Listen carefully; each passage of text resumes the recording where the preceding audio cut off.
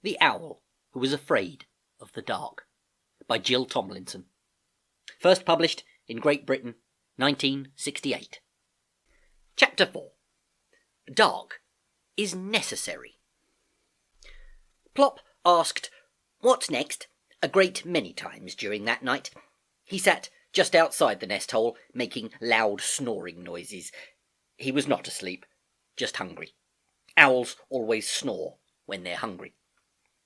"Oh, Plop, I shall be glad when you can hunt for yourself," said Mrs. Barn Owl wearily when Plop had gulped down his 7th, or was it 8th, dinner.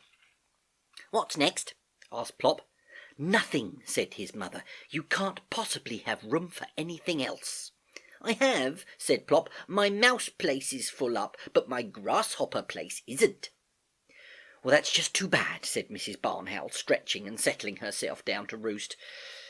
Mr. Barn Owl swooped in, clapping his wings. He dropped something at Plop's feet. Plop swallowed it in one gulp. It was deliciously slippery. "That was nice," he said. "What was it?" "A fish," said his father. "I like fish," said Plop. "What's next?" "Bed," said Mr. Barn Owl. He kissed his wife good night, or good day, I suppose it was, and settled himself to roost.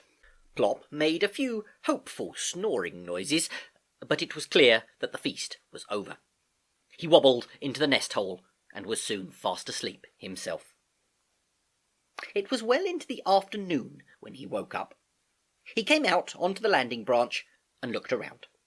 His parents were still drawn up inside, as still as carvings, but the squirrels from downstairs were chasing each other up and down the trunk, their tails flying behind them. Plop watched them for a bit. One of them scuttled along the branch just below Plop's, and then stopped abruptly and began to wash his face. He did not know that Plop was there. After all, owls are supposed to be asleep during the daytime. Plop could not resist it. He bent down through the leaves and let out his very loudest "eek." The squirrel jumped into the air like a jack-in-the-box, his ears a-quiver and his eyes like marbles. He flashed down the trunk and vanished into his hole. Plop jumped up and down with delight, but of course he had done it again. He had woken his mother. "Plop!" "Yes, Mummy?" "Go and find out some more about the dark, please, dear." "Now?" said Plop.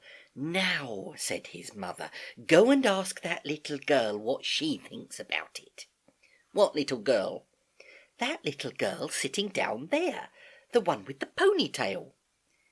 "Little girls don't have tails."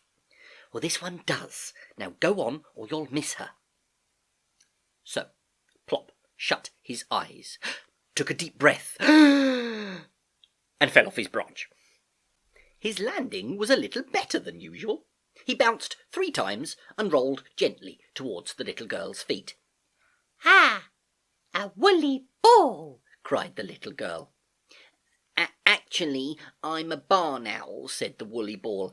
"An owl? Are you sure?" she said, putting out a grubby finger and prodding Plop's round fluffy tummy. "Quite sure," said Plop, backing away and drawing himself up tall. "Well, there's no need to be huffy," said the little girl.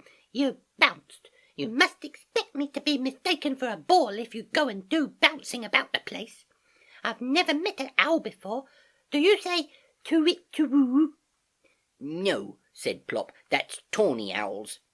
"Oh, well, you can't be a proper owl then," said the little girl. "Proper owls say to-wit-to-woo." "I am a proper owl," said Plop, getting very cross. "I am a barn owl, and barn owls go eek like that." "Ah, don't do that," said the little girl, putting her hands over her ears. "Well, you shouldn't have made me cross," said Plop. "Anyway, you can't be a proper girl." "What did you say?" said the little girl, taking her hands off her ears. "I said you're not a proper girl. Girls don't have tails. Squirrels have tails. Rabbits have tails. Mice—" "This is a ponytail," said the little girl. "It's the longest one in the class," she added proudly. "But why do you want to look like a pony?" asked Plop.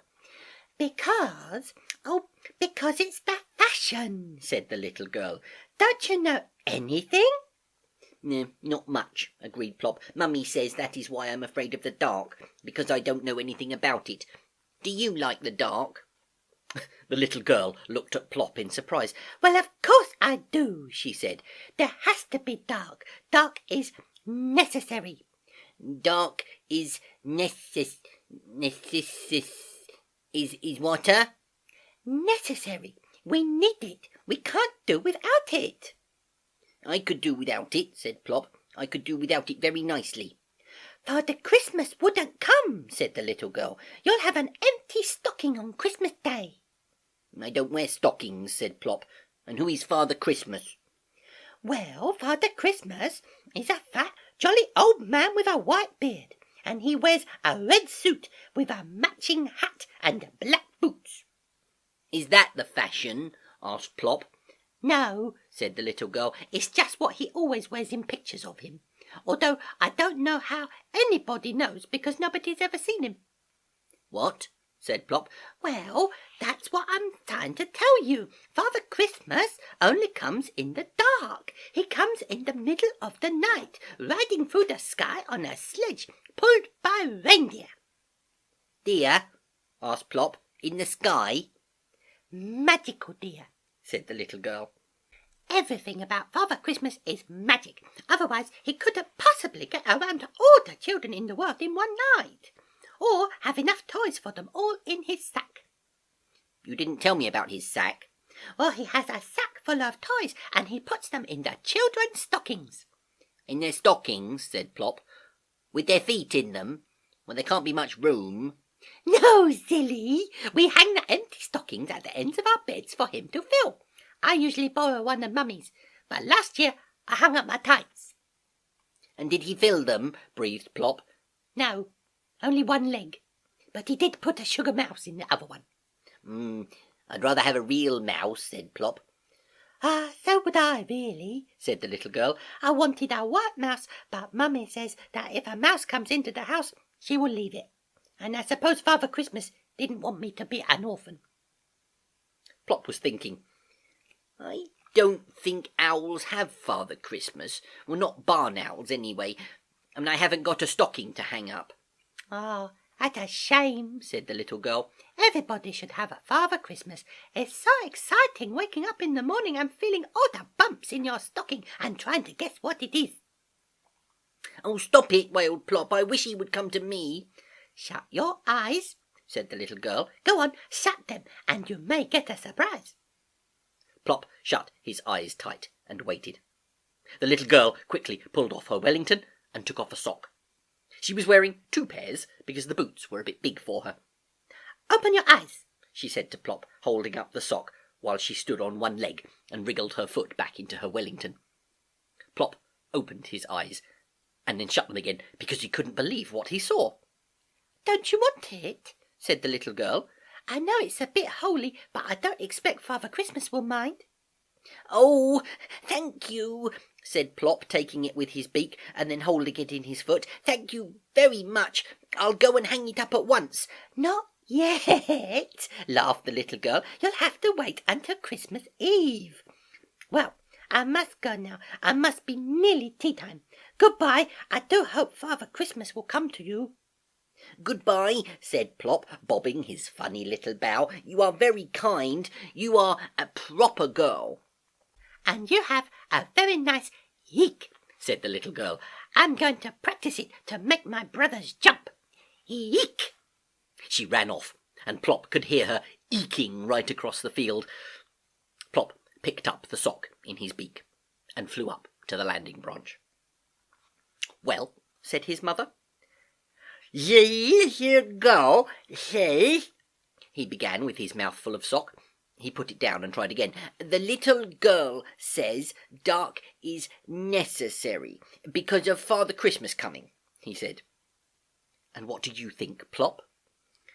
I still don't like it at all, but I'm going to hang up this sock on Christmas Eve. And Plop took his sock and put it away very carefully in the corner of the nest hole, ready for Christmas.